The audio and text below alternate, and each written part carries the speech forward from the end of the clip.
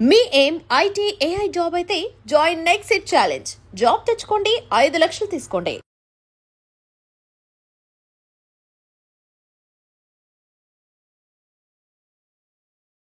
ఇన్ని సినిమాలు తీసిన ఎక్స్పీరియన్స్‌లో అసలు పేపర్ మీద ఉన్న బడ్జెట్‌లో సినిమా ఎందుకు తీయలేకపోతున్నారంటే మీరు చెప్పే రీజన్ ఏంటి సార్ అసలు? యాస్ ఎ ప్రొడ్యూసర్‌గా ఇన్ని ఇన్ని సినిమాలు కంప్లీట్ చేశారు, రిలీజ్ చేశారు. ఇట్లా పేపర్ మీద ఉన్న బడ్జెట్ సినిమా ప్రొడక్ట్ బయటకొచ్చేసరికి అనుకున్న బడ్జెట్‌కి చాలా డిఫరెన్స్ కనిపిస్తుంది. సో మీ లివింగ్ ఉందండి, మీకు బడ్జెట్ ఉందా? మంత్లీ ఎంత ఖర్చు అవుతుందండి? మోస్ట్లీ ఒక 1 lakh అలా అవుతుంది. అంతే అవుతుందా ఎవ్రీ మంత్? కొంచెం అటు ఇటుగా కొంచెం అటు ఇటు అవుతుందా లేకుంటే అంతే సార్, చేంజ్ కొంచెం అవుతుంది? ఇప్పుడు మీ లైఫ్లో మీకు డైలీ ఒక స్పెండ్ బడ్జెట్ ఉంటుంది, మంత్లీ ఉంటుంది, అవే మేనేజ్ చేయలేరు మీరు. అలానే ఓకే. సో మీ ఇన్కమ్ని బట్టి మీ బడ్జెట్ చేంజ్ అవుతుంది, మీ ఆస్పిరేషన్ బట్టి చేంజ్ అవుతుంది, మీ అవైలబిలిటీస్ని బట్టి చేంజ్ అవుతుంది. సో అలానే సినిమాకు కూడా ఒక ఆస్పిరేషన్ ఉంటుంది, ఇంత ఇది డెలివర్ చేయాలన్నది. ఓకే. వేస్ట్ కాకుండా ఎఫిషియెంట్గా చేయడం అన్నది. అంటే హీరో మార్కెట్ని బట్టే ఖర్చు పెడుతుంటారు, ప్రొడ్యూసర్ అదే చెప్తుంటారు, హీరో మార్కెట్ని బట్టే ఖర్చు పెడుతున్నారు. Hero market is one part of it. Cinema మార్కెట్ని బట్టి you have to spend. Okay. సినిమాకి ఏం క్రియేట్ చేస్తామో అన్నది, ఏది అవసరం అన్నది ఉంటుంది. అంటే దాంట్లో చాలా ఉంటుంది. అంటే మీ డైలీ బడ్జెట్ ఎంత అంటే చెప్పలేరు కదా. అవును. ఒకరోజు మీరు బయట తినచ్చు, ఒకరోజు ఇంట్లో తినచ్చు, ఒకరోజు హై ఎండ్ రెస్టారెంట్కి వెళ్ళచ్చు. ఆ రోజు మీ నీడ్, మీ అఫోర్డబిలిటీ. ఏంటి సార్ మిరాయి గురించి, అంటే ఈ సినిమా ఖచ్చితంగా చూడాలి అని ఆడియన్స్ ఎలా ప్రిపేర్ అవ్వాలి? ఇది ఎలాంటి సినిమా? బేసిక్ ఇది ఒక fantasy story with history and fiction with extraordinary visual grandeur ఉంటుందండి. ఒక మంచి ఎమోషన్ ఉన్న స్టోరీ, ఒక తల్లి సంకల్పం మీద వర్క్ చేయడానికి how he goes through, what is the problem, how he solves the problem అన్నది ఫండమెంటల్ నెరేటివ్. దీనిలో lots of fantasy, lot of elevations, ఒక సినిమాటిక్ ఎక్స్పీరియన్స్ అన్నది will get an extraordinary experience with extraordinary music. కథ మొత్తం మీరు విన్నారా sir?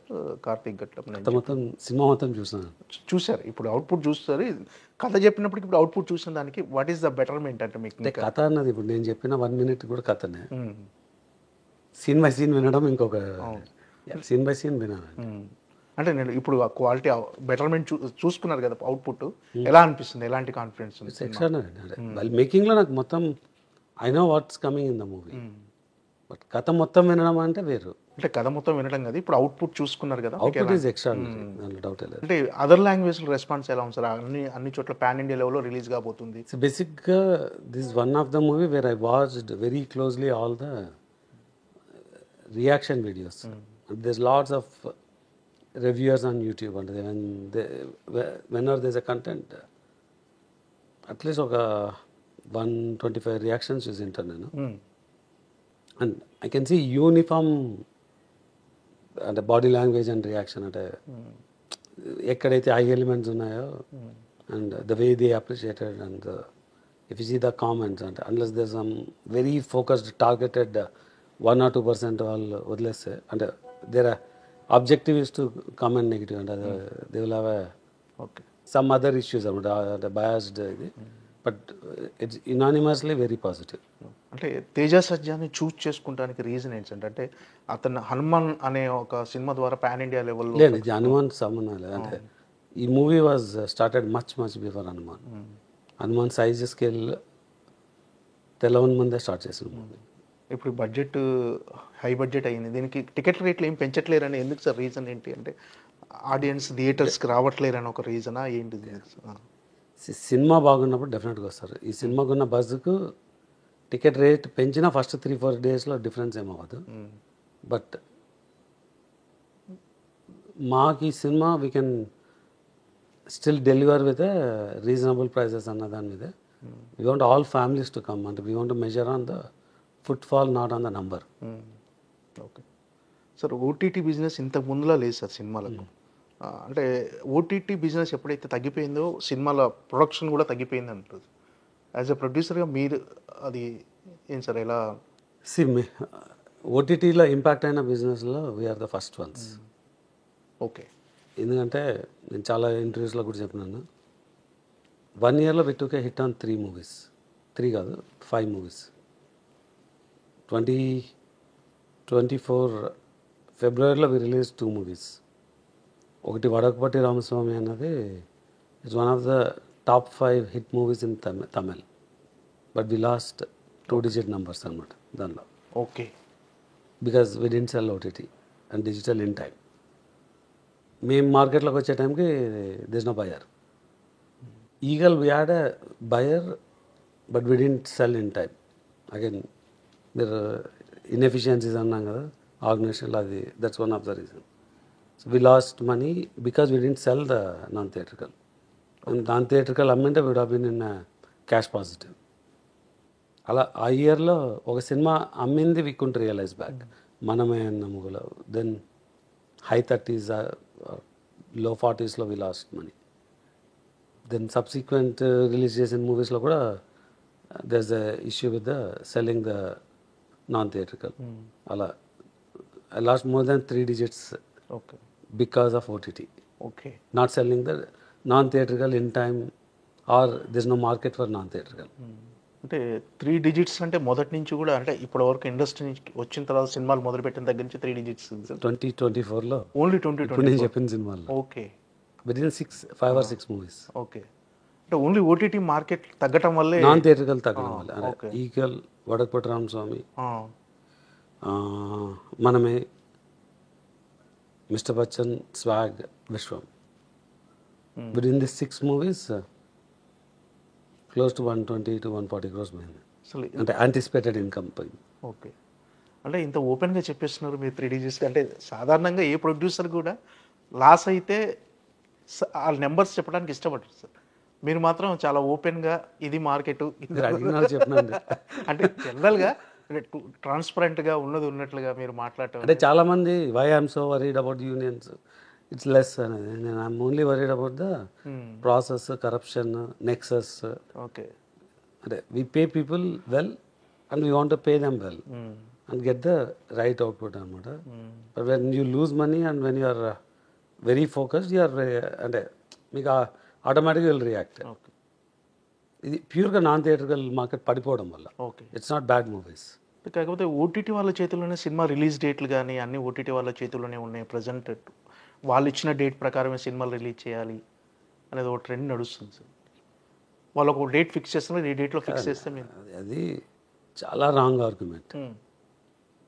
మీ దగ్గర డబ్బులు ఉన్నాయి, మీరు ఒక ప్రోడక్ట్ కొనాలనుకుంటారు, మీకు కావాల్సినప్పుడు కొంటారా, ఆ ప్రోడక్ట్ వచ్చింది అనుకుంటారా? నాకు కావాల్సినప్పుడు కొనుక్కుంటారు. వాళ్ళు డబ్బులు ఇచ్చినప్పుడు వాళ్ళ డేట్ వాళ్ళ క్యాలెండర్ ప్రకారం వాళ్ళు ప్లాన్ చేసుకోవాలి కదా. వాళ్ళకి ఒక ఇయర్లో ఒక స్పెండ్ ఉంటుంది. క్వార్టర్కి ఒక పెద్ద సినిమా, నెలకు ఒక సినిమా రిలీజ్ చేయాలని ఉంటుంది. వాళ్ళు దాని ప్రకారం ప్లాన్ చేసుకోవాలా, మనం రిలీజ్ చేసినప్పుడు వాళ్ళు వేసుకోవాలనుకుంటారు. వాళ్ళు చాలా క్లియర్. 2026లో ఏ మంత్లో నేను ఏ సినిమా రిలీజ్ చేసుకోవాలని 25లోనే కాంట్రాక్ట్లు చేసుకుంటున్నారు. వాళ్ళు ఇచ్చే సిగ్నిఫికెంట్ మనీ కాబట్టి వాళ్ళు డిమాండ్ చేస్తారు. అంటే నాకు తెలిసి అది తప్పని అనుకోను. ఓటీటీ వాళ్ళ చేతిలో ఏం లేదు. ఇప్పుడు ఎలా ఉంది సార్ నాన్ థియేట్రికల్ మార్కెట్? కొంచెం మీరు అనుకున్న 1 yearకి ఇప్పటికే ఏమైనా డిఫరెన్స్ కనిపించిందా? లేదండి.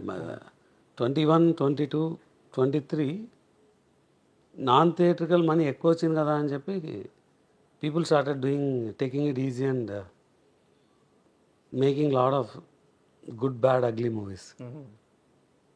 ఇప్పుడు people cannot afford to make bad and ugly. అంటే good can become bad, but ugly అవ్వడానికి ఛాన్సెస్ తక్కువ ఉంటుంది. ఓకే. అంటే మీ బ్యానర్లో ఓ బేబీ సినిమా కానీ, గూఢాచారి, నెక్స్ట్ కార్తికేయ 2, ధమాకా, ఇవి సక్సెస్లు కనిపిస్తున్నాయి సార్.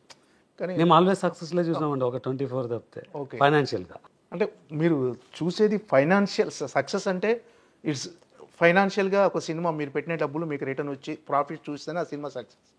సో ఆ ప్రకారం చూసుకుంటే మీకు ఎక్కువ లాభాలు తెచ్చిపెట్టిన సినిమాలు ఏమనుకోవచ్చు ఇప్పటివరకు చేసి? గూఢాచారి మీరు చెప్పిన గూఢాచారి, ధమాకా. అంటే నాకు బ్యాక్ వచ్చిన డబ్బులు అనేది వేరు. First movie of seen money back is Dhamaka.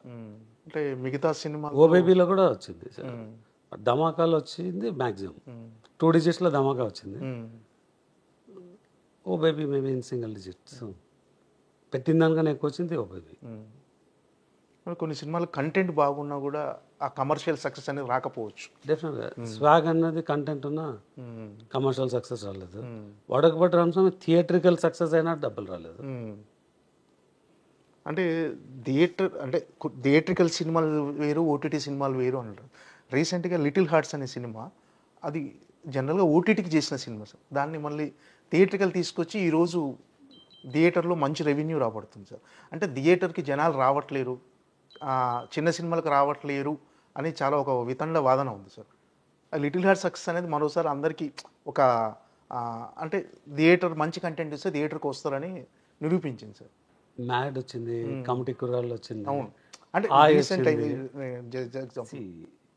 Cinema బాగుంటే చిన్న పెద్ద అన్నది ఏం లేదండి. మనం సినిమా కంప్లీట్ చేసి థియేటర్కి రిలీజ్ చేయగలిగి ఆ పీరియడ్లో దానికి ఒక మంచి స్లాట్ దొరికితే ఆటోమేటిక్గా పెరుగుతుంది. Okay. Early this year Samantha గారిది ఒక మూవీ వచ్చింది కదా, శుభం.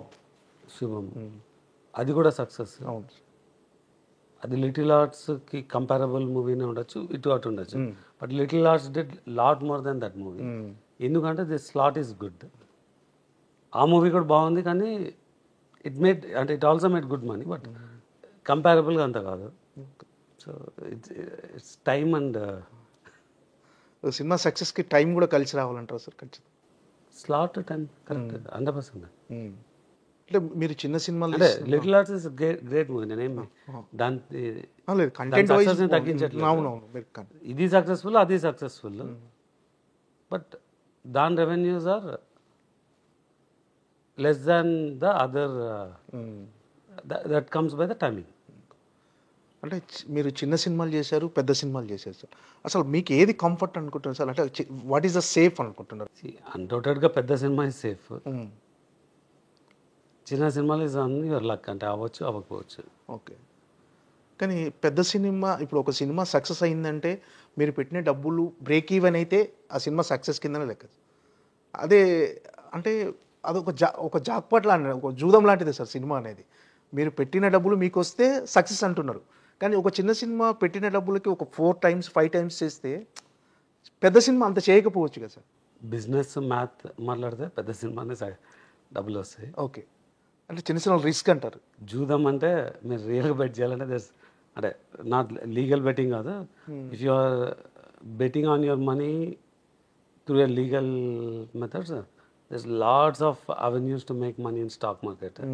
There's lot you could do in real estate, you can lot do in commodity. అలా there's risk and reward గా చాలా బిజినెస్లు ఉన్నాయి. సినిమాలో చేయనక్కర్లేదు. సినిమా is completely passion driven industry. So ఇక్కడ మీరు ఒక సక్సెస్ ఇచ్చినా you get name, fame and money. Okay. వాటిలో you only and money. So అంటే మనీ పర్స్పెక్టివ్లో మీరు థింక్ చేస్తారు. మీరు ఏది అంటే మీరు ఒక డిఫరెంట్ సెక్టర్, సాఫ్ట్వేర్, ఎన్ఆర్ఐ, అంటే మీరు సినిమా రంగంలోకి రావడానికి మెయిన్ రీజన్ ఏంటి సార్? అంటే సినిమా అంటే ప్యాషనా, లేకపోతే ప్యాషన్ ఇప్పుడు బిజినెస్? అంటే దీన్ని ఒక బిజినెస్ యాంగిల్లో చూస్తారా? ప్యాషన్ అంటే ఒక మంచి సినిమా ఆడియన్స్కి అందించాలి అనే మోటో ఉంటుందా, లేకపోతే cinema is a business? Your business is to deliver good movies. Okay. Okay. Super. And for more videos, please subscribe to iDream. Please subscribe to iDream. Please subscribe iDream. And please subscribe to iDream. For more videos, subscribe to iDream.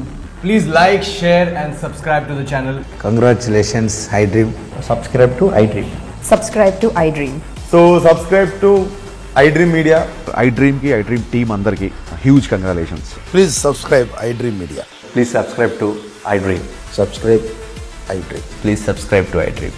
iDream అంటే నా కళల ఛానల్ను subscribe చేసుకున్న నోరు తిరుగుతలేదు, మీరైతే గంట గుర్తు కొట్టండి. For more such videos, please subscribe to iDream. Subscribe to iDream. Please subscribe to iDream. Please subscribe iDream Media. Please do subscribe to iDream. Please subscribe to iDream Media. For best entertainment and information, please subscribe iDream. And don't forget to subscribe to iDream.